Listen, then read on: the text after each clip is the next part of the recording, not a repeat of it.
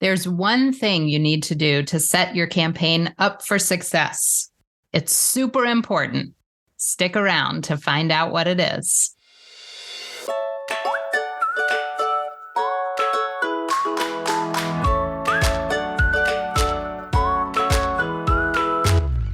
Welcome to All About Capital Campaigns, a podcast that provides fuel for your nonprofit's growth. Each week, Andrea Kihlstedt and Amy Eisenstein, co-founders of Capital Campaign Pro, provide practical tips about raising more money for your nonprofit organization. Here are your hosts, Amy and Andrea.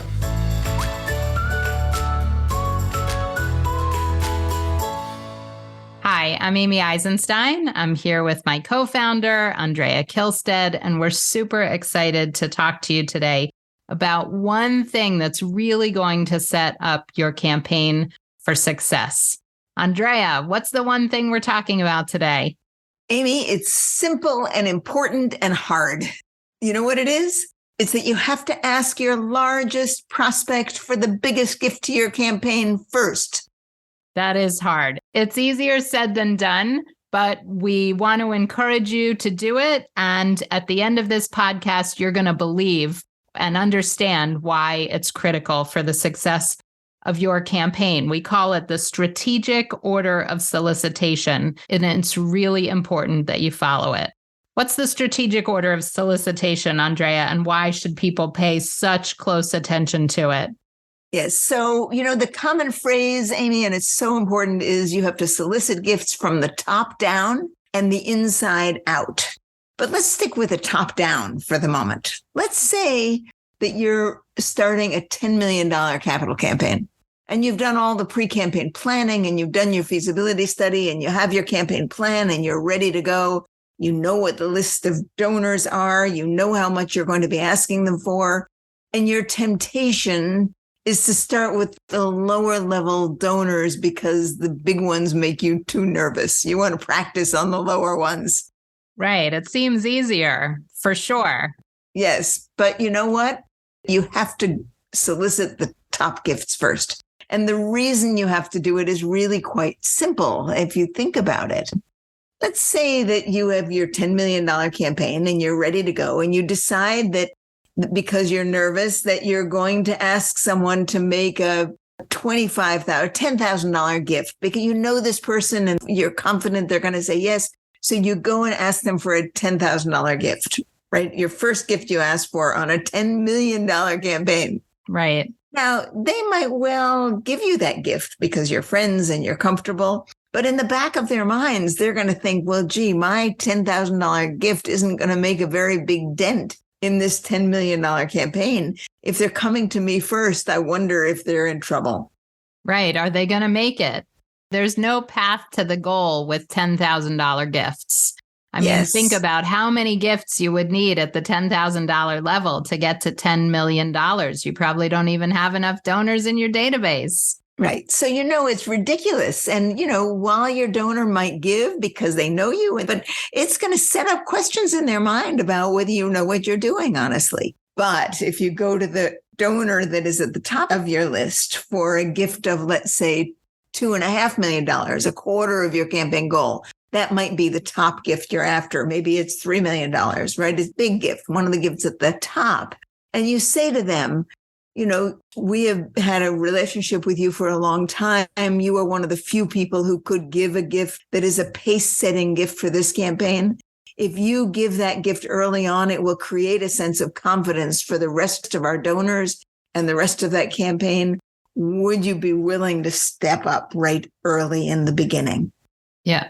I like the visuals. I mean, certainly when you talk about top down and inside out, we'll get to inside out in a minute, but we'll keep going with the top down and think about another visual is this traditional campaign thermometer, right?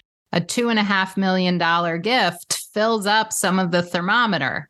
A $10,000 gift at the bottom, when there's nothing there, doesn't get you very much red in terms of the thermometer going up. But once you've filled 75 or 80% of the thermometer, then a $10,000 gift is more meaningful. There's more movement. So it really does make a difference.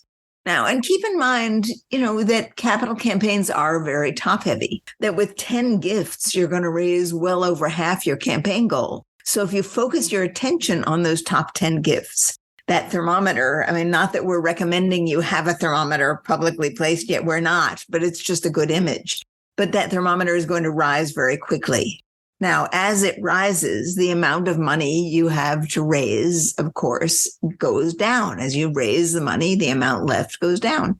And as you have smaller amounts to raise, then the smaller donors towards the bottom of your gift range chart, their gifts become proportionately more important.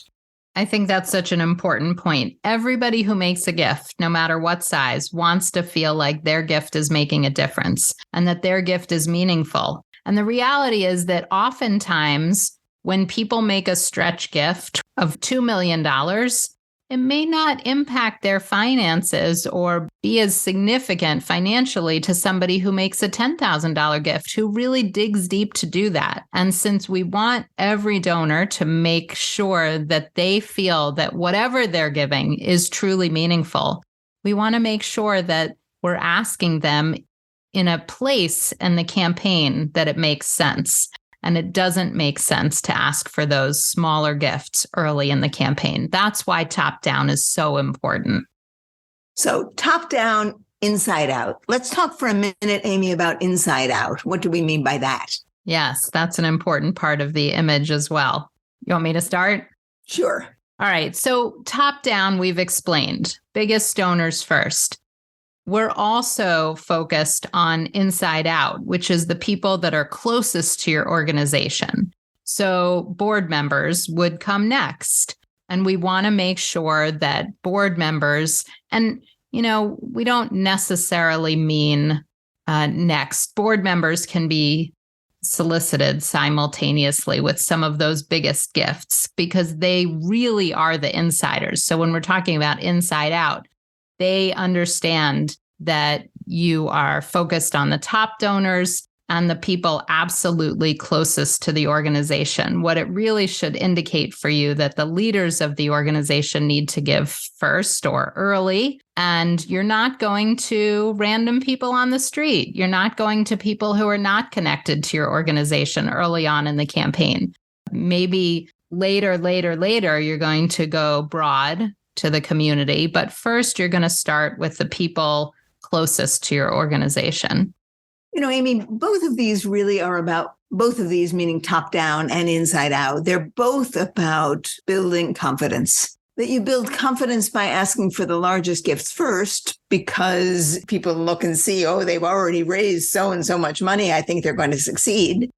And you build confidence by going to the people who are closest to you, because if you can show that the people who know the most about your organization are seriously committed to this campaign, then it lets everybody firmly believe that the campaign is important and will succeed and has a bunch of cheerleaders inside who are willing to put their own money into the campaign. Those two things together create a head of steam for a campaign that you can't build any other way.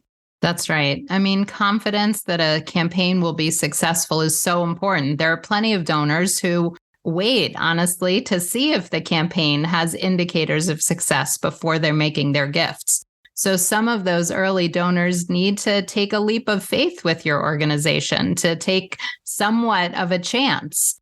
Now, of course, you've done all your pre-campaign work and your feasibility study to give your campaign the best chance of success and do the proper planning so that you will succeed. But there is some element of risk to those first donors. And so we need to find those biggest donors and people on the inside to step up and say, yes, we believe in this campaign. And that encourages everybody else to give. As you said, it increases the confidence that the campaign really will succeed. I just want to revisit the idea that it's scary to ask for the biggest gifts first. Even when we talk about it, I find myself getting a little anxious, even though I'm not having to solicit any of them. But I can so easily put myself in that position of knowing that these top few important asks set the stage for success. there's so much riding on them that it does make you nervous. Something would be wrong if you weren't anxious about it. So they need to be honest, effective conversations with the people who are at the top of your gift range chart, the people who are able to give the most. And you need to let them know what a difference their early contribution is going to make to the entire campaign. And I think that is an excellent topic for another podcast for us. Excellent. This is great. I think, understanding the strategic order of solicitation, making sure that your board and leadership team understand why it's important. I think many board members are so eager to get going sometimes that they just run around asking their friends willy-nilly for gifts. And that's when we see campaigns run into trouble because they're not asking their friends for the right amount. If that makes sense, they're not paying attention to the strategic order of solicitation. They're just going to ask. Honestly, board members often ask what they think they can give. So if they can give 10,000, they go out and ask their friends for 10,000, even though that friend, might have the capacity and the interest in giving 100,000 or $1 million. So pay attention, follow your gift range chart, your plan, and the strategic order of solicitation. You wanted to say something else? Yes, I think you just raised an important point, Amy, which is that as you prepare your board for a campaign, you should talk to them about the importance of the strategic order of solicitation, because many board members make the mistake of saying, well, can I go out and ask my friends now? And if they understand why it matters, both that they make a sacrificial contribution or a generous contribution and that the campaign asks for the largest gifts first, then perhaps it will hold them back a little. They'll understand why they shouldn't merrily go out and ask their mom for $1,000. Send this podcast, forward it to all your board members as you prepare for your campaign so they can give it a listen. All right. Thank you so much for joining us. We're so happy you did, and we look forward to seeing you next time.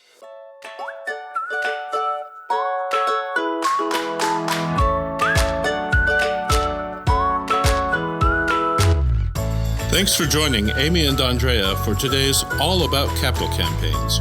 To learn more about them and their work together, visit capitalcampaignpro.com. And please subscribe, rate, and review us on your favorite podcasting platform. Thank you.